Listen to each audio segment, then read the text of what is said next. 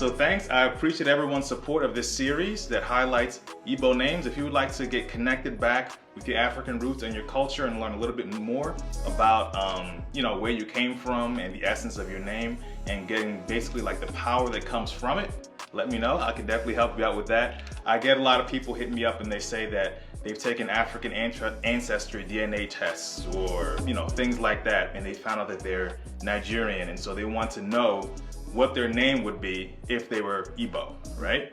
So yeah, let me know, and I could definitely help out with that. If there is anything you'd like to know about Igbo Nigerian culture or Nigerian culture in general, also feel free to hit me up on my social media. It's all linked below, and my Instagram is below, and all of my social media is also going to be on the credits of this video.